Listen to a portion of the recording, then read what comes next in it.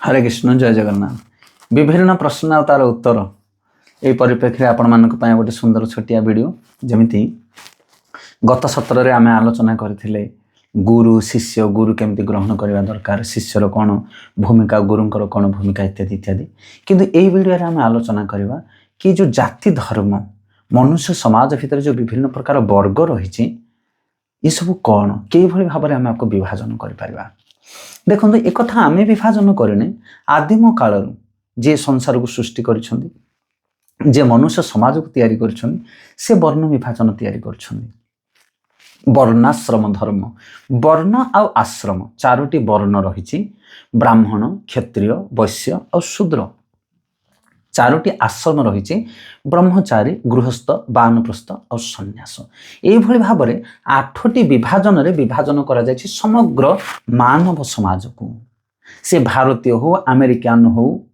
पाकिस्तानी हो चाइनीज हो इटालियन हो जेकोसी जगार जेकोसी व्यक्ति रहुना कहीं यही 4टा वर्ण 4टा आश्रम आम विभाजन करवा 4टी वर्ण ब्राह्मण क्षत्रिय वैश्य और शूद्र ये 4 वर्ण 4 आश्रम ब्रह्मचारी गृहस्थ वानप्रस्थ सन्यास एमानकु केमिति चिन्हवा ना चतुर्वर्ण मया सृष्ट गुण कर्म विभागस गीतार भगवान कहले ये 4टा वर्ण और 4टा आश्रम को जो विभाजन करिछि केमिति चिन्हवा को ना गुण आउ कर्म द्वारा विभाजन करा जाए गुण कर्म विभागस ता पाखरे ब्राह्मणर गुण जदि थिबो ब्राह्मण कर्म जदि करूथिबो ताहले से होजे ब्राह्मण जदि क्षत्रियर गुण थिबो क्षत्रियर कर्म से करूथिबो ताहले से होजे क्षत्रिय आउ जदि ब्राह्मण क्षत्रिय वैश्य वैश्यर गुण वैश्यर कर्म जदि थिबो ताहले से वैश्य शूद्रर गुण शूद्रर कर्म जदि थिबो ताहले से शूद्र आमे कहया मु ब्राह्मण केमिति ब्राह्मण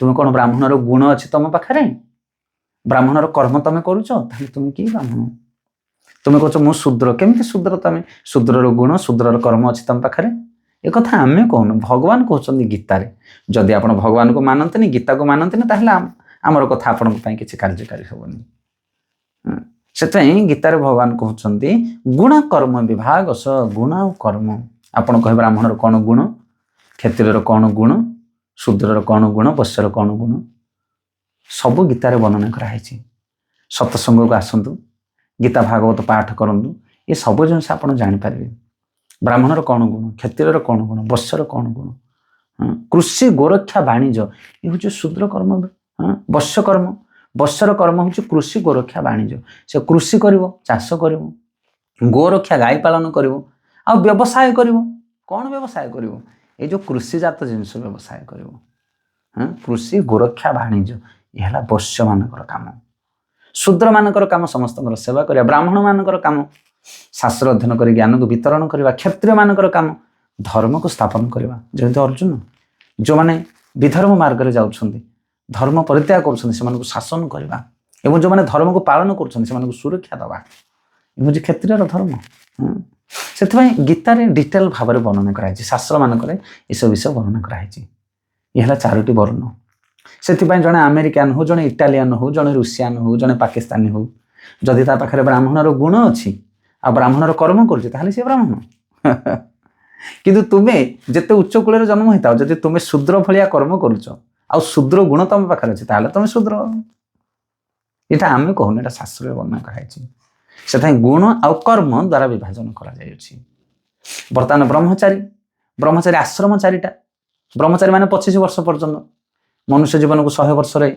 स्थिर करा कलिजुगर परमायु 25 वर्ष पर्यंत ब्रह्मचारी ब्रह्म माने वेद ब्रह्म माने ज्ञान ब्रह्म को ग्रहण कर ब्रह्मचारी व्रत को पालन कर ज्ञान को ग्रहण कर गुरुकुल रही केते वर्ष 25 वर्ष पर्यंत कहा ब्रह्मचारी आश्रम देखो 25 वर्ष पर्यंत आप ज्ञान ग्रहण करेंगे 50 वर्ष पर्यंत आप ज्ञान ग्रहण करेंगे ना आश्रम स्किप हो 25 वर्ष पर्यंत ज्ञान ग्रहण करेंगे 25 पर बह करेंगे 50 वर्ष पर्यंत घर संसार करेंगे आजिकल लोग 40 बाहा होती से नैतिकता नुह सी आप वर्णाश्रम धर्म को जब एपट शब्द करें आपन जीवन में असुविधा हो कौन असुविधा हो शुणु 25 वर्ष पर्यंत ज्ञान ग्रहण करेंगे झील हो पुओ हो झील मैंने निज घर रही नैतिकता शिक्षा ग्रहण करेंगे रोषेईवास घर चलणी इत्यादि पुरुष लोक मैंने अर्थ रोजगार समाज सहित चलवा धर्म चिंता इत्यादि इत्यादि सब विषय जहाँ दरकार पड़े गोटे गृहस्थ से विषय शिक्षा करेंगे 25 वर्ष पर्यंत बह 50 ବର୍ଷ ପର୍ଯ୍ୟନ୍ତ ଘର ସଂସାର ଚଳେଇବେ ଠିକ୍ ଭାବରେ। ଯଦି ଜ୍ଞାନ ଗ୍ରହଣ କରିଥିବେ ତାହେଲେ ଘର ସଂସାର ଚଳେଇବେ ଠିକ୍ ଭାବରେ, ନହେଲେ ଘରେ ବାଡ଼ିଆ ପିଟା ଝଗଡ଼ା ଇତ୍ୟାଦି ଇତ୍ୟାଦି ଚାଲିବ। ବର୍ଣ୍ଣାଶ୍ରମକୁ ଫଲୋ ନ କଲେ ଅସୁବିଧା ହେବ।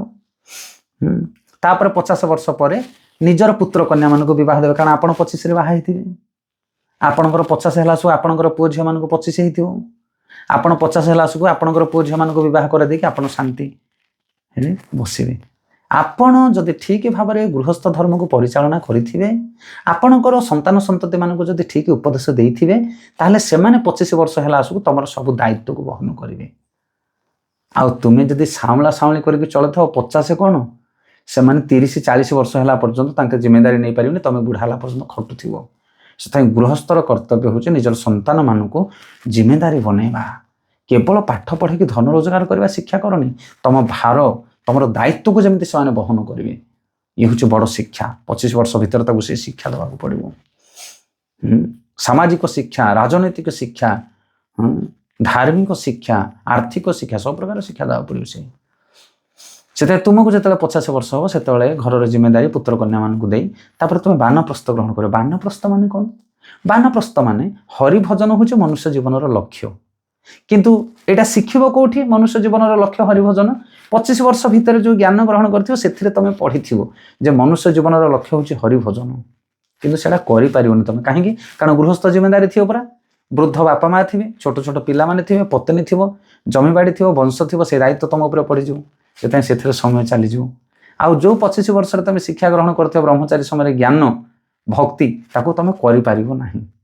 ହେଲେ ଗୃହସ୍ଥ ସମୟରେ କ'ଣ କରିବ ନା ଅଳ୍ପ ଭକ୍ତି କରିବ ଆଉ ଅଧିକ ଘର ସଂସାର କାମ କରିବ। 8 ଘଣ୍ଟା ଡ୍ୟୁଟି କରିବ, 2 ଘଣ୍ଟା ହରିଭଜନ କରିବ। ଆମେ ପୂର୍ବ ଭିଡ଼ିଓରେ କହିଥିଲୁ 2 ଘଣ୍ଟା ହରିନାମ କରିବ ବୋଲି। ସେଥିପାଇଁ ଅଳ୍ପ ଭଜନ କରିବ ଆଉ ଅଧିକ ସଂସାର କାମ କରିବ, କାରଣ ଦାୟିତ୍ୱଟା ସେଇଭଳିଆ। କିନ୍ତୁ ବାନପ୍ରସ୍ଥ ଯେତେବେଳେ ହେବ 50 ଡେଇଁବ, ସେତେବେଳେ 8 ଘଣ୍ଟା ଜପ କରିବ। ପ୍ରତିଦିନ 64 ମାଳ ଜପ କର। 50 ଡେଇଁଲା ପରେ ଆଉ ଏପାର ବିଜନେସ୍ ନାହିଁ, ସବୁ ପୁତ୍ର କନ୍ୟାମାନଙ୍କୁ ଜିମ୍ମେଦାରୀ ଦେବ। ତୁମେ 2 ଘଣ୍ଟା ତାଙ୍କୁ ଟିକେ ଦେଖାଶୁଣା କରିବ। 8 ଘଣ୍ଟା ଭଗବାନଙ୍କର ଭଜନ କରିବ ଆଉ 2 ଘଣ୍ଟା ସେମାନଙ୍କୁ ଦାୟିତ୍ୱ ଦେବ। ଓଲଟି ଗଲା ବର୍ତ୍ତମାନ ଗୃହସ୍ଥ ଆଉ ବାନପ୍ରସ୍ଥର ନିୟମ। ବାନପ୍ରସ୍ଥ ଆସିଲା ମାନେ ହରିଭଜନରେ ସମୟ ଦେବ। କ'ଣ ପାଇଁ ଏତେ ହରିଭଜନ କରିବ? କାରଣ ମୃତ୍ୟୁ ସମୟରେ ହରିଚିନ୍ତା ଦରକାର ତୁମକୁ। ପରୀକ୍ଷା ପାଖେଇ ଗଲାଣି, ଜୋରସୋର ପଢ଼ାପଢ଼ି ଦରକାର এই ସମୟରେ। ସେଥିପାଇଁ ପରୀକ୍ଷା ସମୟରେ ଯେମିତି ଜୋରସୋର ପଢ଼ାଯାଏ, ସେମିତି ବାନପ୍ରସ୍ଥ ସମୟରେ ପ୍ରବଳ ମାତ୍ରାରେ ହରିଭଜନ ତୁମେ କରିବ। ତାହେଲେ ସନ୍ନ୍ୟାସ ସମୟ ଆସିବ 25-75 ବର୍ଷ ପରେ। 75 ବର୍ଷ ପରେ ଆଉ ସଂସାର ଭଲ ଲାଗିବନି। ଯିଏ ହରିଭଜନ ନ ଶିଖିଥିବ 50 ବର୍ଷ ପରେ ବାନପ୍ରସ୍ଥରେ ଯଦି ହରିଭଜନ ନ କରିବ, ବୁଢ଼ା ବୁଢ଼ୀ କାଳକୁ ଖାଲି ମନ ଦୁଃଖ ହେବ, ତାର ଛାଟି ପିଟି ହେଇକି ତା ପ୍ରାଣ ଯିବ। ଦେଖୁନାହାନ୍ତି ବୁଢ଼ା ବୁଢ଼ୀ ଲୋକମାନେ, ସେମାନେ ପଡ଼ିଥିବେ ମୃତ୍ୟୁ ଶଯ୍ୟାରେ, କିନ୍ତୁ ତାଙ୍କର ବିଭିନ୍ନ ପ୍ରକାର କୁଚିନ୍ତା କୁଭାବନା ଥିବ ମନରେ। ଆଉ ସେଭଳି ଅନ୍ତ ସମୟରେ ଯଦି ମନରେ ଖରାପ ଭାବନା ନେଇକି ମୃତ୍ୟୁବରଣ କରିବ, ତାହେଲେ ତୁମେ କ'ଣ ଗତି ପାଇବ? ଗୀତାରେ ଭଗବାନ କହୁଛନ୍ତି ଅନ୍ତକାଳେ ଜଞ୍ଜମ ବାପି ସ୍ୱର୍ଣ୍ଣ ଭାବ ତେଜନ୍ତେ କଲେବର। ଅନ୍ତ ସମୟରେ ଯେଉଁ ଭାବନା ନେଇକି ମୃତ୍ୟୁବରଣ କରିବ ସେଭଳି ଗତି ପାଇବ। ସେଥିପାଇଁ ଅନ୍ତକାଳେ ଚ ମାମେବ ସ୍ୱର୍ଣ୍ଣ ମୁକ୍ତା କଲେବର ଜ ପ୍ରୟାତି ସମଦଭାବ ଜାତିର ତତ୍ର ନା ସଂଶୟ। ଅନ୍ତ ସମୟରେ ମୋର ଭଜନ ଯଦି କରିକି ମୃତ୍ୟୁବରଣ କରିବ, ତାହେଲେ ମୋତେ ପ୍ରାପ୍ତ ହେବ, ମୁକ୍ତ ହୋଇଯିବ ଏ ଜଗତରୁ। ମନୁଷ୍ୟ ଜୀବନର ଲକ୍ଷ୍ୟ ହେଉଛି ମୁକ୍ତି ପାଇବା। ଆଉ କେଉଁ ଜୀବନରେ ମୁକ୍ତି ହେଇପାରିବ ନାହିଁ। ଗଧ ଘୁଷୁରୀ କୁକୁର ବିଲେଇ ମାନେ ମୁକ୍ତି ହେଇପାରିବେ ନାହିଁ। ଖାଇବେ ପିଇବେ ଶୋଇବେ, ଏସବୁ ତମେ ବି କରୁଛ, ସେମାନେ ବି କରୁଛନ୍ତି। କିନ୍ତୁ ମନୁଷ୍ୟ ଜୀବନର ଲକ୍ଷ୍ୟ ହେଉଛି ଏ ଜନ୍ମ ମୃତ୍ୟୁ ଚକ୍ରରୁ ଉଦ୍ଧାର ପାଇବା। ସେଇଥିପାଇଁ ଏ ବର୍ଣ୍ଣାଶ୍ରମ ଧର୍ମ ସିଷ୍ଟମ ତିଆରି ହେଇଛି। ଜାତି ବର୍ଣ୍ଣ ବିଭାଜନ ସବୁ କ'ଣ ପାଇଁ ହେଇଛି? ଗୋଟିଏ ଲକ୍ଷ୍ୟ, ହରିଭଜନ କେମିତି ଆମେ କରିପାରିବା ଏ ସିଷ୍ଟମରେ ଗଲେ। ଯଦି ସିଷ୍ଟମକୁ ଫଲୋ ନ କରିବ ତାହେଲେ ହରିଭଜନ ହେଇପାରିବ ନାହିଁ। ଅତଃ ପୃମ୍ଭି ଦ୍ୱିଜଶ୍ରେଷ୍ଠ ବର୍ଣ୍ଣ ଆଶ୍ରମ ବିଭାଗସ ସ୍ୱ ଅନୁଷ୍ଠିତ ହି ଧର୍ମସ୍ୟ ସଂସିଧି ହରିତୋଷଣ। ହରିତୋଷଣ, ହରିଙ୍କି ସନ୍ତୁଷ୍ଟି କରିବା ପାଇଁ ଆମେ ବର୍ଣ୍ଣାଶ୍ରମ ଧର୍ମର ନିୟମକୁ ପାଳନ କରିବା ଦରକାର। ଯଦି ହରି ସନ୍ତୁଷ୍ଟ ନୁହନ୍ତି, ଶାସ୍ତ୍ର ସମ୍ମତ ନାହିଁ, ତାହେଲେ ତମ ବର୍ଣ୍ଣାଶ୍ରମ ଧର୍ମ ବେକାର। ଜାତି ଗତିଟା ଯେଉଁ ତିଆରି ହେଇଛି ସେଟା ଖରାପ ପାଇଁ ତିଆରି ହେଇନି। ଯାହା ଧର୍ମ ସେ ଯଦି ପାଳନ କରିବା, ବ୍ରାହ୍ମଣ କ୍ଷତ୍ରିୟ ବୈଶ୍ୟ ଶୂଦ୍ର ନିଜ ଧର୍ମ ଯଦି ନିଜେ କରିବେ, ବ୍ରହ୍ମଚାରୀ ଜୀବନରେ, ଗୃହସ୍ଥ ଜୀବନରେ, ସନ୍ନ୍ୟାସୀ ଜୀବନରେ, ବାନପ୍ରସ୍ଥ ଜୀବନରେ ନିଜ ନିଜର କର୍ତ୍ତବ୍ୟକୁ ଯଦି ଆମେ ପାଳନ କରିବା, ତାହେଲେ ଆମ ଜୀବନ ସରସମୟ ସୁଖମୟ ଆନନ୍ଦମୟ ହେବ। ଆଜ୍ଞା କିଏ କହିଲା ଅସୁବିଧା ହେବ? କିଛି ଅସୁବିଧା ହେବନି। ଧର୍ମକୁ ଯେ ପାଳନ କରିବ, ଭଗବାନ ତାକୁ ସୁରକ୍ଷା ଦେବେ ନିଶ୍ଚିତ ଭାବରେ। ସେଥିପାଇଁ ଇଏ ହେଲା ବର୍ଣ୍ଣାଶ୍ରମ ଧର୍ମ। ଏଇଟା ସବୁଠି ଚାଲିପାରିବ, ନା ସ୍ୱଦେଶ ନା ବିଦେଶ, ନା ଇଣ୍ଡିଆ ନା ପାକିସ୍ତାନ। ଯେଉଁଠି ମନୁଷ୍ୟମାନେ ଅଛନ୍ତି ସେମାନେ এই ধর্মକୁ ପାଳନ କରିପାରିବ। 25 ବର୍ଷ ପର୍ଯ୍ୟନ୍ତ ଜ୍ଞାନ ଗ୍ରହଣ କର, 50 ବର୍ଷ ପର୍ଯ୍ୟନ୍ତ ଘର ସଂସାର କର, ତାପରେ 50 ପରେ ଭଗବାନଙ୍କର ଭଜନ କୀର୍ତ୍ତନ କର, ଆଉ 75 ବର୍ଷ ପରେ ଭଗବାନଙ୍କୁ ସ୍ମରଣ କରି କରି ଅନ୍ତ ସମୟ ଅତିବାହିତ କର। ସନ୍ନ୍ୟାସ କୋଉଠି ପାଳନ ନ କରାଯାଇପାରିବ? ଏଇଟା କୋଉଠି? ସବୁଠି ପାଳନ କରାଯାଇପାରିବ। ଆଉ ସବୁଠି ବର୍ଗର ଲୋକମାନେ ଅଛନ୍ତି। କିଛି କିଛି ଲୋକମାନେ ଅଛନ୍ତି ଶାସନ କାର୍ଯ୍ୟ କରୁଛନ୍ତି, କିଛି କିଛି ଲୋକମାନେ ଅଛନ୍ତି ଜ୍ଞାନ ପ୍ରଦାନ କରୁଛନ୍ତି, ଶାସ୍ତ୍ର ଅଧ୍ୟୟନ କରୁଛନ୍ତି, ସେମାନେ ବ୍ରାହ୍ମଣ। ଆଉ କିଛି କିଛି ଲୋକମାନେ ଅଛନ୍ତି ଚାଷବାସ କାମ କରୁଛନ୍ତି, ଗୋପାଳନ କରୁଛନ୍ତି, ସେମାନେ ହେଲେ ବୈଶ୍ୟ। ଆଉ ଯେଉଁମାନେ ସାଧାରଣ ସମସ୍ତଙ୍କର ସେବା ପୂଜା ଇତ୍ୟାଦି କରୁଛନ୍ତି, ସେବା କରୁଛନ୍ତି ସମସ୍ତ ମାନବ ସମାଜର, ସେମାନେ ହେଲେ ଶୂଦ୍ର। ସବୁ ପ୍ରକାର ଲୋକ ଅଛନ୍ତି, ଯାହାର ଗୁଣ ଯେମିତି, ଯାହାର କର୍ମ ସେମିତି, ତାକୁ ବିଭାଜନ କରାଯାଇଛି ସେମିତି। ବାସ୍ ଇଏ ହେଲା ଜାତିଭେଦ। ଏ ଶାସ୍ତ୍ରରେ ଏଇ ଜାତି କଥା ଲେଖା ହେଇଛି। ଆଉ ଯେଉଁ ଆମେ ତିଆରି କରୁଛେ ଯେଉଁ ବିଭିନ୍ନ ପ୍ରକାର ଜାତି, ସେଇ ଜାତି ସବୁ ଶାସ୍ତ୍ର ଗ୍ରହଣ କରେ ନା। ସେଇ ଜାତି ସବୁ ଶାସ୍ତ୍ର ଗ୍ରହଣ କରେ ନା। ଯିଏ ହରି ଭଜିବ ସେ ଉଦ୍ଧାର ପାଇବ। ମନୁଷ୍ୟ ଜୀବନର ଲକ୍ଷ୍ୟ। ଗୌର ପ୍ରେମାନନ୍ଦେ ହରି ହରି।